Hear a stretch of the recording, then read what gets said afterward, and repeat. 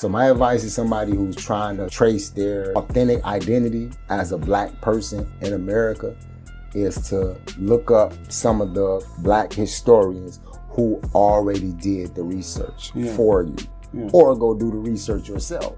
The core of our condition, brother, is mental, psychological first. That's why the first step has always been reclaiming the knowledge of self. This struggle has already been fought and won.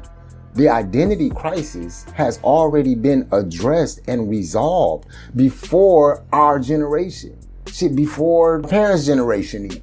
And there's a ton of scholarship that exists identifying scientifically, historically, culturally, your origin, returning the knowledge of self to you. Brothers like Chancellor Williams, Yusuf Benjikane, John Henry Clark, Anthony Broder, George James. These brothers wrote volumes of research. They didn't just sit down, let me make up some stuff. No, they did research. They traveled, they studied, they learned different disciplines, from archaeology to anthropology to sociology. They learned all these different disciplines. They did research in order to determine who we are as a people.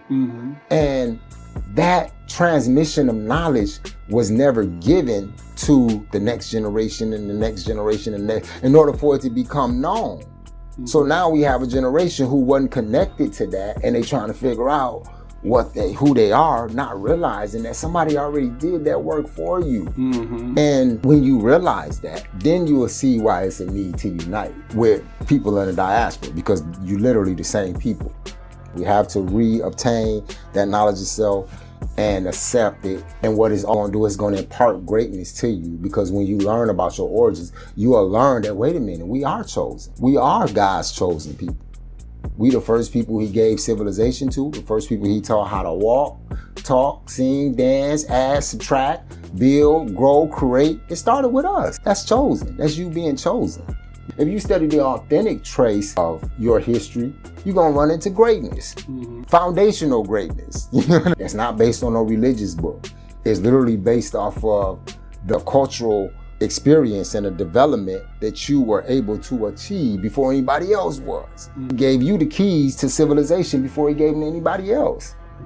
That means you're chosen. That's before there was a Bible. Before there was a Bible, you already understood the universal system. Before there was a Bible, you already understood it. You had already mapped out stars. You already understood astronomy and astrology and how it's all connected.